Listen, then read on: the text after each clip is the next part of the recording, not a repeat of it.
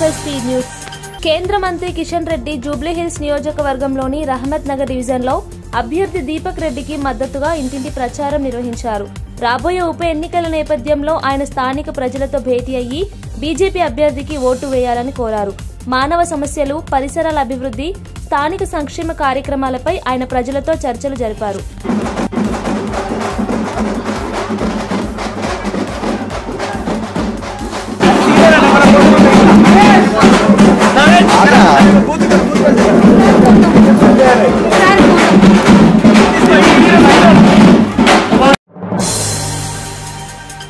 BJP Telangana రాష్ట్ర అధ్యక్షులు ఎన్ రామచంద్రరావు గారు లోక్సత్తా వ్యవస్థాపకులు డాక్టర్ జయప్రకాష్ నారాయణ గారిని హైదరాబాద్లోని కార్యాలయంలో మర్యాదపూర్వకంగా కలిశారు.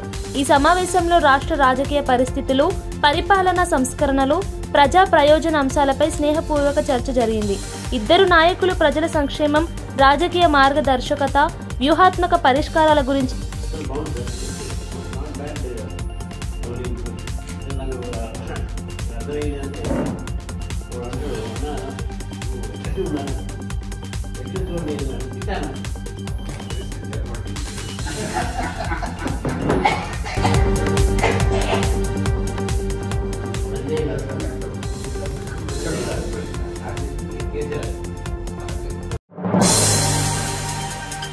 తెలంగాణ జాగృతి ఉద్యమ సమయంలో 1200 మంది అమరులు పాల్పడగా వారికి తగిన విధంగా న్యాయం చేయలేకపోయినందుకు కవిత క్షమాపణలు తెలిపారు.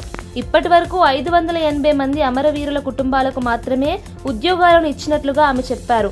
ఉద్యమకారులు ఎంపీ, ఎమ్మెల్యే, ఎమ్మెల్సీ సీట్లు పొందినప్పటికీ అమరవీరుల కుటుంబాలకు న్యాయం అందకపోవడం విషాదకరమని కవిత తెలిపారు.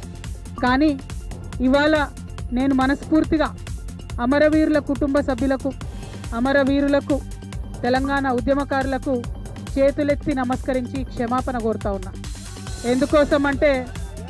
ఎందుకోసమంటే ఆనాడు నేను మీకోసం కొట్లాడినా కానీ ఇంకా గట్టిగా కొట్లాడేది ఉంటుంది. సాధించుకునే వరకు మీకోసం కొట్లాడేది. ఇవాళ మేము కోరేది ఒక్కటే, మనం ఉద్యమం డబ్బుల కోసం చేయలే, మనకు ఉద్యోగాలు రావాలని చేయలేదు. తెలంగాణ యావత్తు బాగుండాలి, అందరం బాగుండాలని చేసినాం.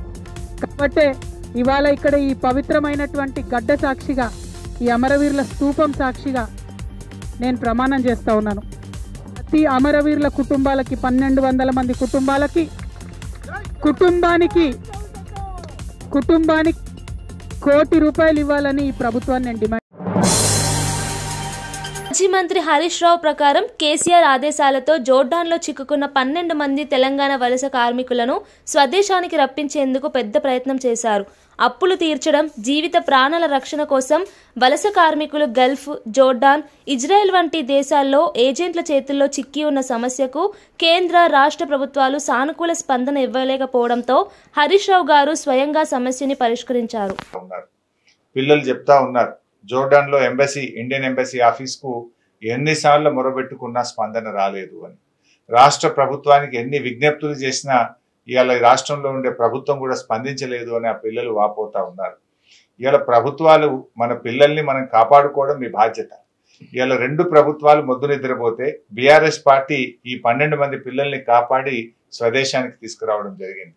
సో ఈ 12 మంది గురించి కాదు నేను ఆలోచిస్తున్నది, ఈ 12 మందే కాదు, ఇంకా చాలా మంది పిల్లలు అక్కడ చిక్కుకొని ఉన్నారు.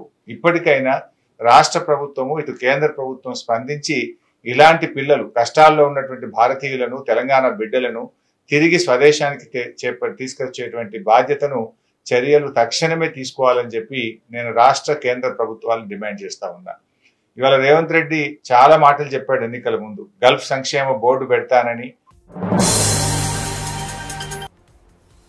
తిరుమల శ్రీవారి దర్శనానికి ఇటీవల కొన్ని ప్రముఖులు వెళ్లారు. ఈ సందర్భంగా మంత్రి నాదెండ్ల మనోహర్, తమిళనాడు మంత్రి సివి గణేశన్ శ్రీవారి దర్శనం చేశారు. భక్తి, ఆధ్యాత్మికతతో కూడిన ఈ కార్యక్రమంలో వారు ఆలయం పరిస్థితులను పరిశీలించి పవిత్ర దర్శనానికి భక్తులను కట్టుబడి పాల్గొనమని సూచించారు.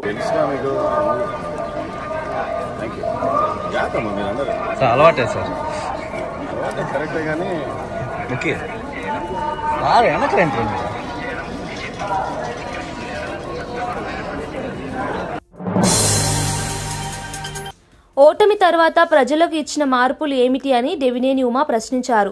ఆయన ప్రకారం జగన్మోహన్ రెడ్డి ఇంకా ఊహలోకంలోనే జీవిస్తున్నట్టు కనిపిస్తున్నాడు. తాడేపల్లి ప్యాలెస్లో 2 గంటల పాటు జరుగుతున్న ప్రెస్ మీట్లను ప్రజలు నమ్మడం లేదు.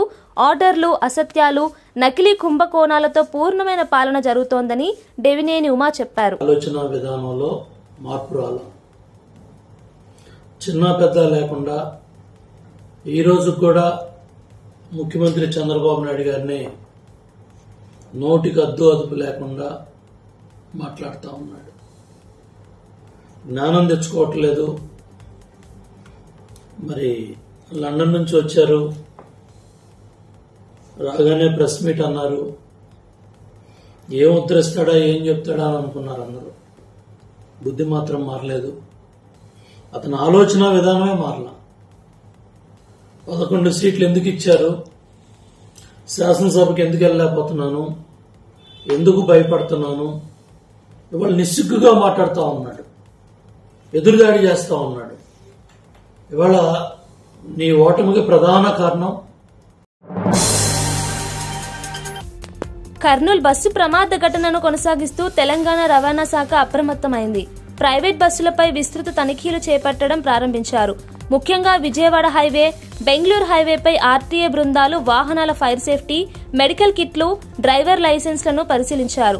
రాజేంద్రనగర్ పరిధిలో గగన్ పహాడ్ వద్ద సోదాలు జరిపి ఏపీ నుంచి వస్తున్న ట్రావెల్స్ బస్సులను తనిఖీ చేశారు.